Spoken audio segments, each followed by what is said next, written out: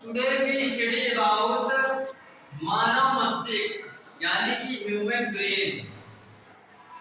आज हम लोग ह्यूमन ब्रेन के बारे में पढ़ेंगे। किसके बारे में पढ़ेंगे?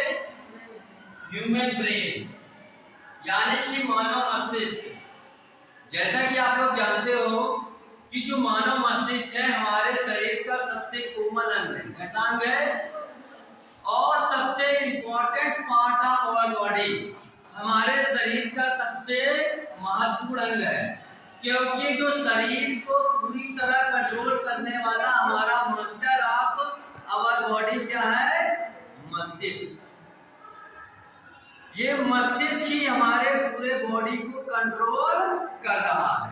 कंट्रोल करना है, नियंत्रित करना है।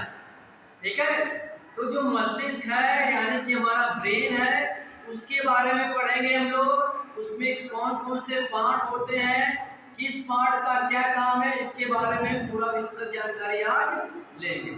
ठीक, तो देखिए जैसा कि आप जानते हो कि आपने देखा होगा हमारा जो मस्तिष्क है, आपके सभी को आपने देखा होगा जो मस्तिष्क है हमारी खोपड़ी यानी कि स्कल मिस होता है खोपड़ी। जो ये बाहरी आवरण कहलाता है, ये जो बाहरी आवरण है यानी कि जिसके अंदर हमारा मस्तिष्क क्या है? प्रोटेक्टिव है यानी कि सुरक्षित है। इस बाहरी आवरण के अंदर हमारा जो मस्तिष्क है वो सुरक्षित है। इस भाग को कहते हैं स्कल। क्या कहते हैं? स्कल। स्कल को हिंदी में कहते हैं खोपड़ी। क्या कहते हैं? खोपड़ी। कहते हैं कि खोपड़ी यानी कि ये जो ऊपर का कवच हमारा दिख रहा है, जो हार्ड सेल का आपका कवच है, ये कहलाता है skull. The brain is the very important part of our body. हमारे शरीर का बहुत इंपॉर्टेंट अंग है। तो वी ऑलवेज केयरफुल कि एनी डिसीजेज या एनी हार्टेड या any injuries is does not by this part. इस पार्ट में किसी प्रकार की इंजरी होना या किसी प्रकार की चोट लगना बहुत ही खतरनाक हो सकता है। लेकिन जो ये बाहरी आवरण है आपका, जिसको हम खोपड़ी स्कल के नाम से जानते हैं, इसका मुख्य कार्य क्या होता है? इसका मुख्य कार्य होता है जो बाहरी आपकी इंजरीज है या बाहरी आघातों से या बाहरी चोट से हमारे इस ब्रेन की सुरक्षा करना। ठीक है, उसकी सुरक्षा करना। अगर जब कभी हमारे चोट लग जाती है सर पर, जब कभी हमारे चोट लग जाती है तो सबसे पहले चोट कहाँ लगती है? स्कल यानी खोपड़ी में। खोपड़ी में चोट लगती है जिससे कि आपका सूजन भी आ जाती है और कभी कभी खून निकलने लगता है। लेकिन अगर सर में चोट लग जाए तो खून निकलना बेनिफिशियल है यानी कि हमारे लिए लाभदायक है। अगर खून नहीं निकला तब थोड़ी मतलब क्रिटिकल केस हो सकता है। अगर खून नहीं निकला तो खून अंदर जम जाता है और वो खून कैसा होता है? आपका यानी कि बेकार खून होता है। कैसा होता है? बेकार। और वो अंदर जमा हुआ रहता है, फिर हमको वो प्रॉब्लम क्रिएट कर सकता है। तो पहली बात तो हमको जो गॉड ने हमारे एक कोमल अंग को, एक मांस का टुकड़ा टाइप का है ब्रेन, ठीक है, मस्तिष्क, और बहुत ही कोमल बहुत ही नाजुक, ठीक है, अंग है। उसको भगवान ने बहुत ही सुरक्षा से इस स्कल के अंदर सुरक्षित रखा हुआ है। जब भी चोट लगेगी तो इस बाहरी स्कल में लगेगी। ठीक, और इससे ज्यादा बचाने के लिए और इससे जाता है कि जो सरकार है या हम लोग को अपने केयरफुल के लिए क्या करना था? During the riding the vehicle या मोटरसाइकिल चलाते समय हमें हेलमेट का प्रयोग करना चाहिए भाई, क्योंकि बहुत नाजुक है। और कहीं जगह लगाने को नहीं कहा गया कि आप पैड बना के चलिए, पैड लगा के चलिए, ये लगा के मोटर बाइक की राइडिंग करिए, चलाइए, लेकिन हेलमेट जरूर लगाइए क्योंकि नाजुक अंग है। अगर जरा सा भी ज्यादा चोट आ गई तो मस्तिष्क में बहुत बड़ा भारी नुकसान पहुंच सकता है। इसीलिए तो कहा गया है कि हेलमेट पहन के ही हमें गाड़ी या वाहन चलाना चाहिए। टू व्हीलर वाहन हेलमेट पहनकर ही चलाना चाहिए। मान लो बाय द वे अगर चोट लगती है तो उस हेलमेट पे लगेगी तो हमारे सर पे वो चोट हमारे मस्तिष्क पर, हमारे ब्रेन पर चोट नहीं लग पाएगी। अब देखिए, इतना आपने समझा। अब देखिए, सबसे एक इम्पॉर्टेंट बात होती है ब्रेन से रिलेटेड कि जो हमारा ब्रेन का जो राइट वाला पार्ट होता है, जो राइट वाला पार्ट होता है वो बॉडी के लेफ्ट पार्ट को कंट्रोल करता है। ये जो राइट वाला पार्ट होगा वो आपके लेफ्ट वाले पूरे पार्ट को कंट्रोल करेगा, और लेफ्ट वाला जो ब्रेन का पार्ट होगा वो पूरा राइट वाले को कंट्रोल करेगा। ये हमारे नर्वस सिस्टम से पूरा रिलेटिव है। किससे रिलेटिव है? नर्वस सिस्टम यानी कि तंत्रिका तंत्र से। किससे? तंत्रिका तंत्र से। तो ये भी समझ में आ गया आपका, जो राइट साइड का ब्रेन होता है वो पूरे लेफ्ट वाले पार्ट को पूरा कंट्रोल करता है, और लेफ्ट वाला ब्रेन किसको कंट्रोल करता है? राइट वाले। अब देखिए, इसके मेनली 3 पार्ट होते हैं। सबसे आगे का भाग जो कहलाता है आपका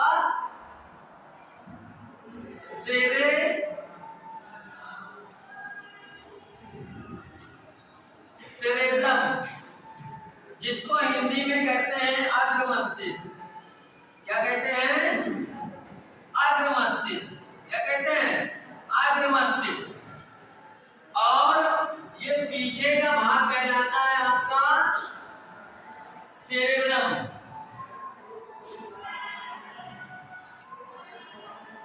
जिसको कहते हैं पश्च मस्तिष्क।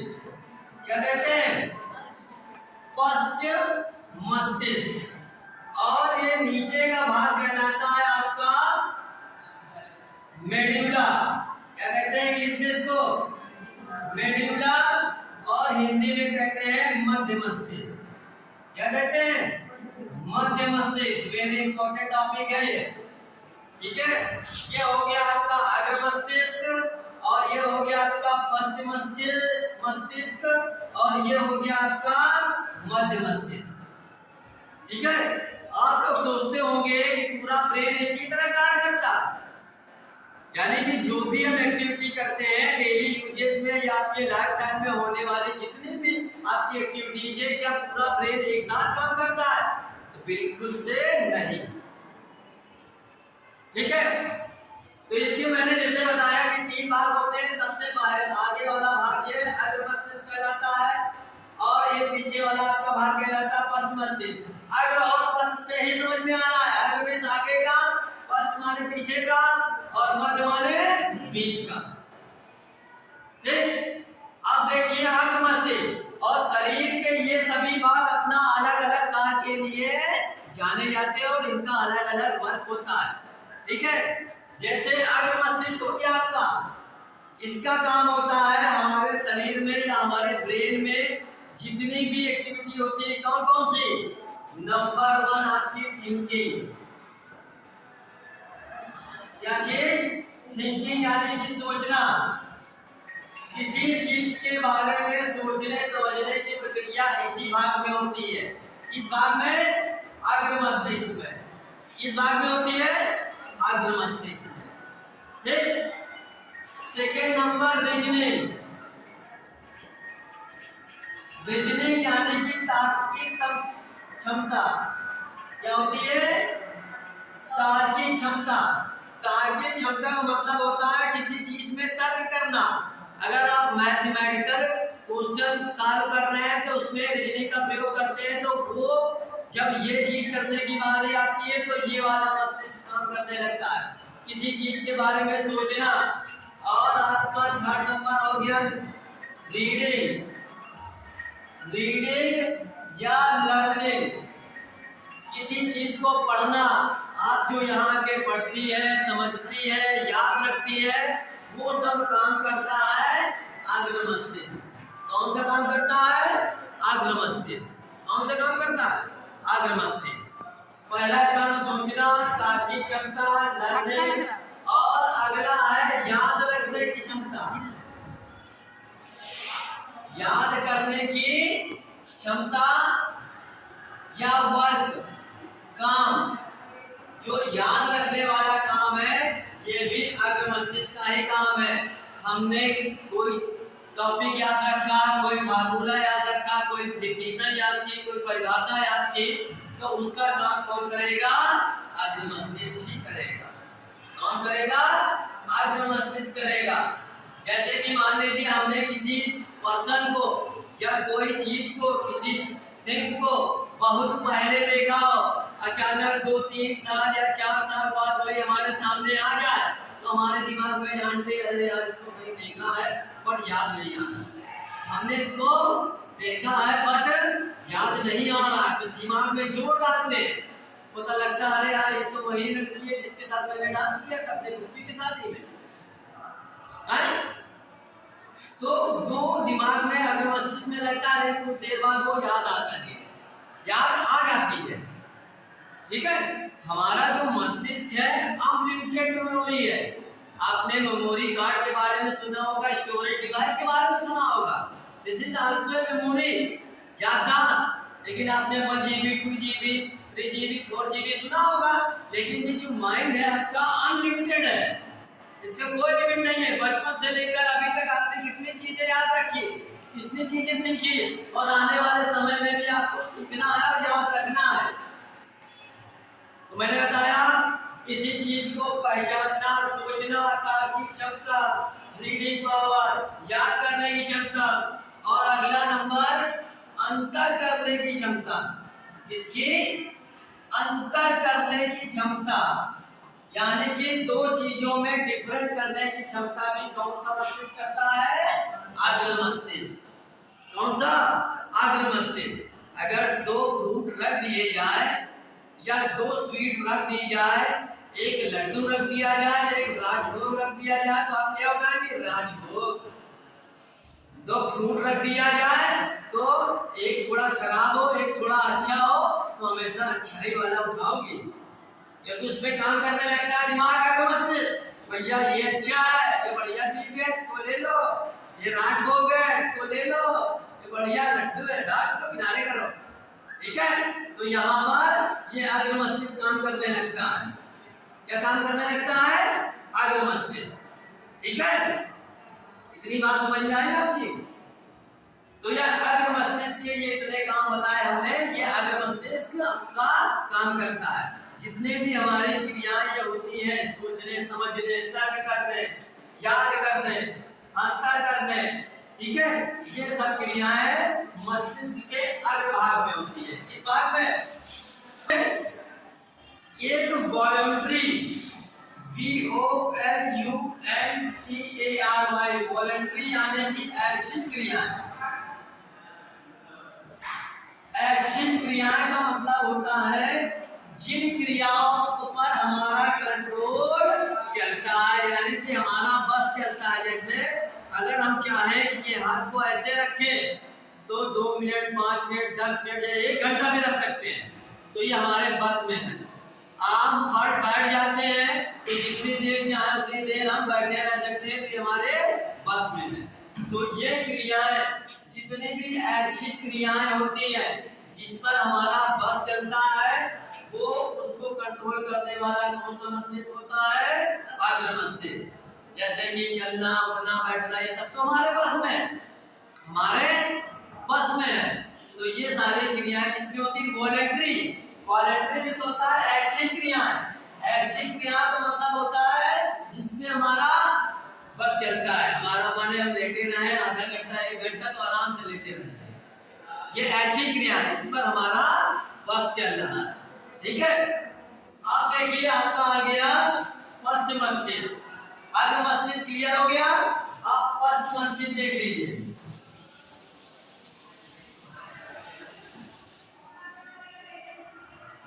अब देखिए पश्च मस्तिष्क में पहली चीज मैंने बताया वॉलंटरी, यानी कि ऐच्छिक क्रिया जिस पर हमारा बस चलता है वो अग्र मस्तिष्क में होती है।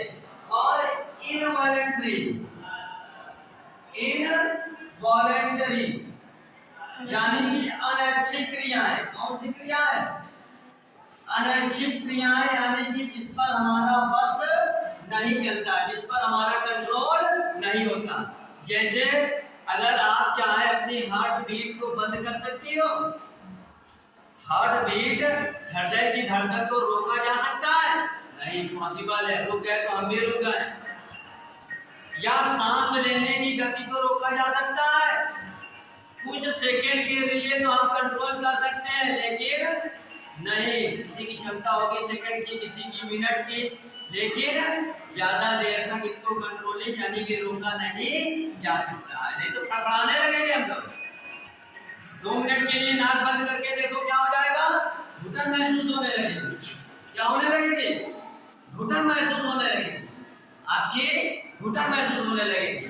तो जितनी भी अनैच्छिक क्रियाएं हैं जिस पर हमारा कंट्रोल नहीं करता, जैसे कि हार्ट बीट, हृदय की धड़कन, ब्रीथिंग सिस्टम, रेस्पिरेटरी सिस्टम, खून बह रहा है, इसको रोका जा सकता है नहीं। डाइजेस्टिव सिस्टम चल रहा है, अपना चलता रहता है, ये सब इनवॉलंटरी में आते हैं। इसमें आते हैं इनवॉलंटरी में, इसमें इनवॉलंटरी में अनैच्छिक। और पश्चिम मस्तिष्क का अगला कार्य होता है जो बॉडी का मूवमेंट है, movement of body, movement of body यानी कि शरीर की जो गतिविधियां हैं, यानी कि बैलेंसिंग, बैलेंसिंग यानी कि संतुलन, शरीर का संतुलन बनाए रखना। क्या बनाए रखना, संतुलन बनाए रखना। जब हम चलते हैं तो क्या होता है, हमें बॉडी का अपना बैलेंस बनाना पड़ता है। तो जब बैलेंस बनाने की बात आती है तो पश्चिम मस्तिष्क काम करने लगता है। कौन सा मस्तिष्क, पश्चिम मस्तिष्क ये काम करने लगता है। ठीक है, जैसे कि एग्जाम्पल के तौर पर हम साइकिल चलाते हैं, साइकिल चलाने में हमको साइकिल को बैलेंस करना पड़ता है। क्या करना पड़ता है, बैलेंस। या बाइक चलाते हैं तो बाइक चलाने में, स्कूटी चलाने में, साइकिल चलाने में, ठीक है, तो इसमें हमको क्या करता है, बैलेंसिंग करना पड़ता है शरीर को। या किसी मेड़ में जा रहे हो, मेड़ मतलब खेतों में मेड़ होती है, उसमें दौड़ना